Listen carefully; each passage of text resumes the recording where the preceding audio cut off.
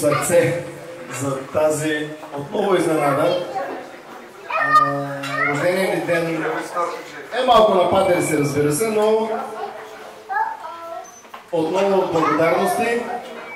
Трети рожден ден на Peugeot Fans България. Тортата е за нас.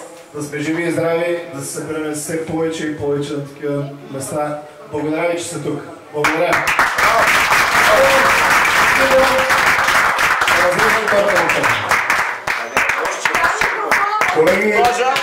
Колеги, дайте нож, защото ще направим захранване.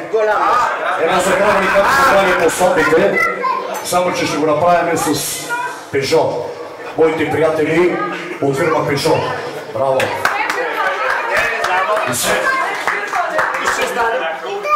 Клуб Peugeot. Точно така.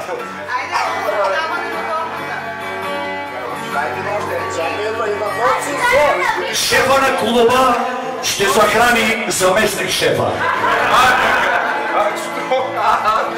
Ако беше момиче, ще да кажа нещо друго. Скъпи уважаеми гости, сега те ще се забравят. И много чувство. И от цялото сърце ще им пожелая много семейно опа. Несъмнено щастие, много успехи на клуб Peugeot. А сега дамата каза, нека да захранят тримата приятели касиерката на клуба. Аплодисменти за касиерката. Къде е? Бързо тук. С нощето и след това.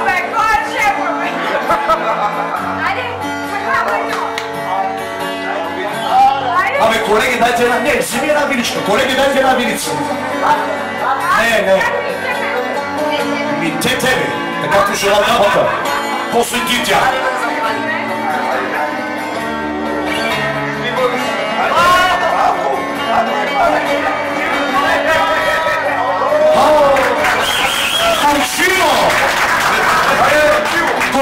Горчиво! Защото ми стана много сладко. И се! Смъкме че може да се спя.